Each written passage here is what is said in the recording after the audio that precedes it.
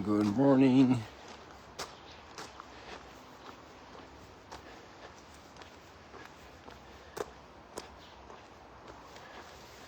We've got pilgrims from England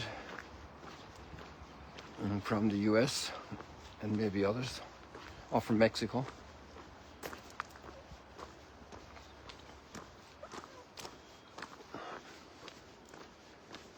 And that's always a blessing. It's also a blessing to encounter them, to speak with them, to hear their stories. They have comments to make about their blessings, about their challenges, their needs. Good morning. It's still coming, but you need to go. Good. Yeah. You can see this. Father Albert. Yes. What state are you from again? Ohio. Northwest Ohio. Yeah. Ohio. Northwest Ohio. Near Lake Erie. Yes. It's an eerie place. It's what we call the North Shore. An eerie place. Very good. I'm doing a live stream. Oh, beautiful. And so every morning since March 6 years ago. Oh, that's great. Since COVID started. It's amazing how the time flies, isn't it? Yes, sure is. And so the skies are different usually. Not every morning, because sometimes there are great periods of heavy cloud. Oh, by the way, look behind the palm trees. Yes. Do you see the snow-capped Mount Hermon? Yes. Okay. Do you want to say hello to the world? Sure. Do you have a good message? Always got something. So this is Father Albert from what town in Ohio? Yes, so we're from the Diocese of Toledo in the state of Ohio, so Northwest Ohio. And I'm here with a group of pilgrims. There's 16 of us with Monsignor Kubaki, who's our spiritual leader for this tour. And it's my second time in the Holy Land, and I'm so glad to be back here to really submerge myself just in the beautiful living fifth gospel, as they say, to renew myself, and hopefully for these wonderful people that we've brought with us to renew themselves spiritually as we continue with what's left of this Christmas season. Fantastic. Well, Christmas. Okay, there's a little trace left till the 40 days. Okay, yes. But the Orthodox, the Eastern churches are celebrating in full swing right now. That's right. Yeah. And then the Armenians are going to start here very late in another week. Yes. So that's part of the story here. Well, and where are you off to today? So today I think we're going to take a little boat ride out here on the sea, Uh-huh. and then we're going to go visit the primacy of Peter. So we'll Okay. have Mass a little bit later today. Fantastic. Wonderful. Well, have a blessed day, Father Albert. Thank you, and God bless you all too. Take care. We'll share the link with you afterwards. Wonderful. Thank you so much, God my bless friend. Albert.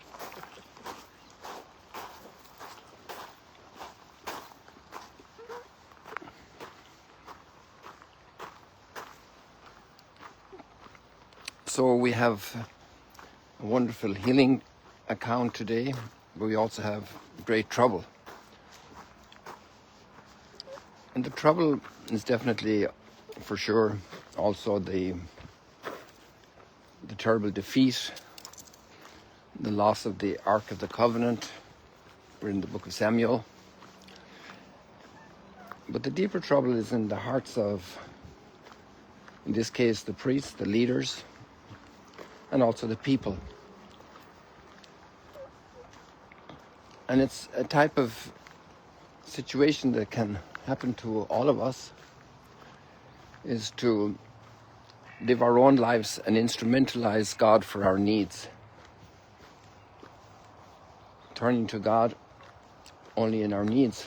And there's nothing wrong about turning to God in our needs, but we always turn to God. His word should be important for us. And the external signs of God's presence, like the Ark of the Covenant, as much as it is blessed by God himself, we cannot ignore God and disobey him, not follow his words. I'm trying to come in here on Mount Hermon. You see there, you can see Mount Hermon shining in the snow in the very center of the screen, completely snow-clad. And it's glistening in the rising sun. We can't just use God to fix our needs and live a life independent of God and counter to God's wishes and laws. His words are words of love.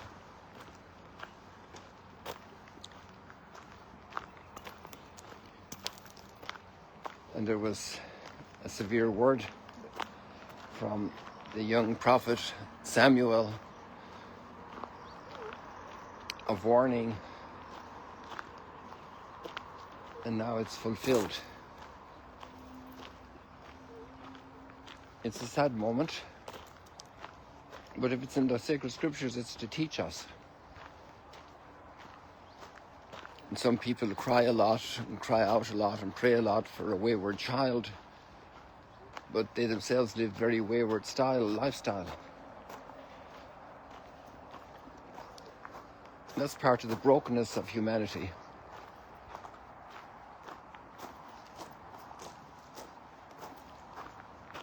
We love to have the blessings,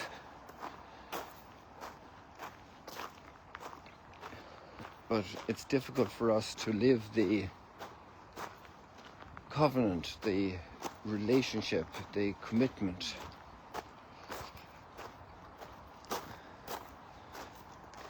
In a way, you could say there's a strain of exploitation,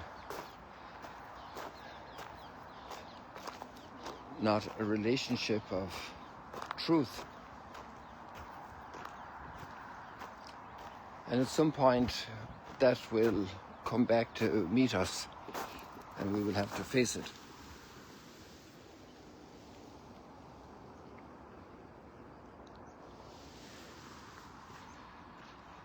And it's part of our human struggle, our reality in this life. If there's substance abuse in a regular fashion, then if there are health issues later, relationship issues because of this, it's not a surprise.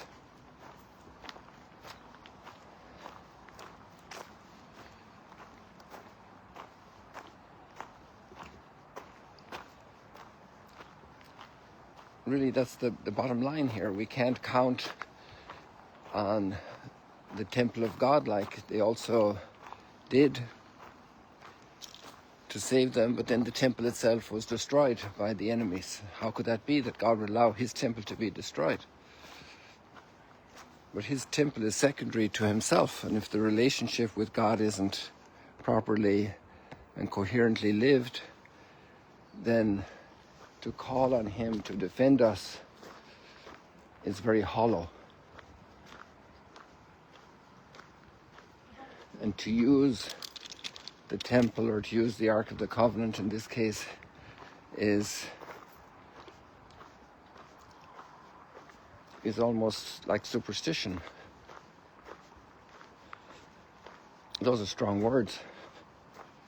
But we have to watch for ourselves, because the Word of God is there to teach us today.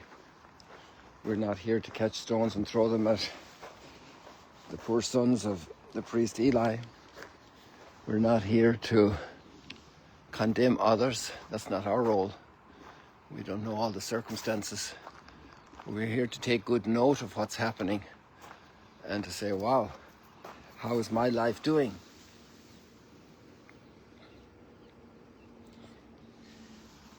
And so there's a great call in God's word for us to be renewed.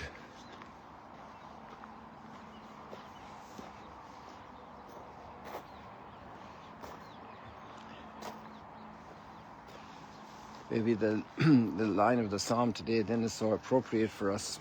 Redeem us, Lord, because of your mercy. And in fact, the psalm impressed me very much when we look at it, because it's a very complete disaster that's being referred to God in our prayer. You have now cast us off and put us in disgrace, and go not forth with our armies. Well, maybe the people had cast off God before they sensed that they were cast off.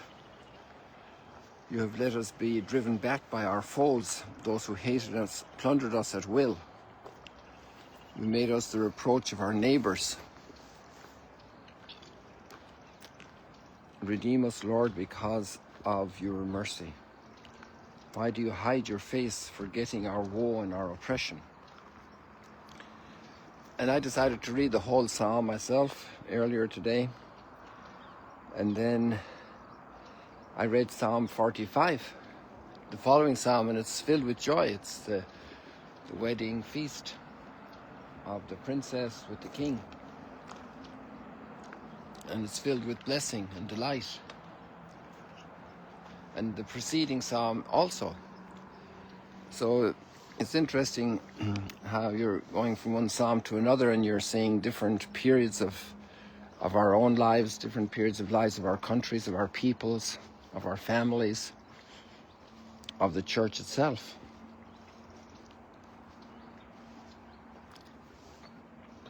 And then maybe what we could do is sense, okay, we're like this guy in the gospel. A leper came to him and kneeling down begged him, if you wish, you can make me clean.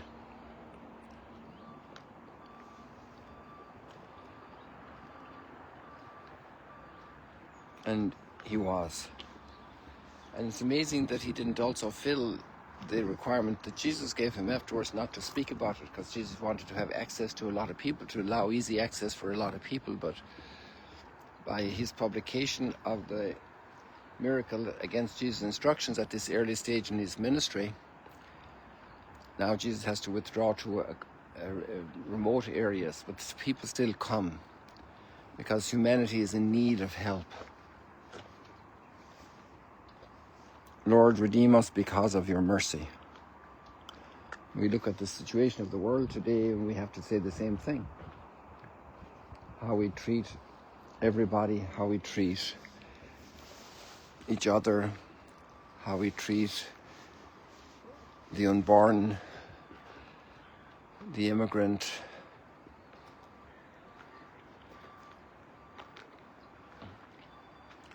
the human trafficking going on, the narco world.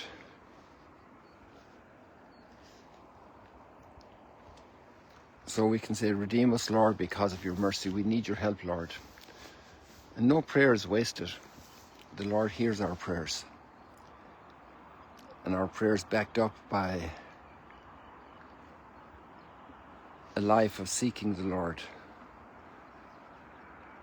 of allowing his grace to change us. God bless you. See you later, alligators.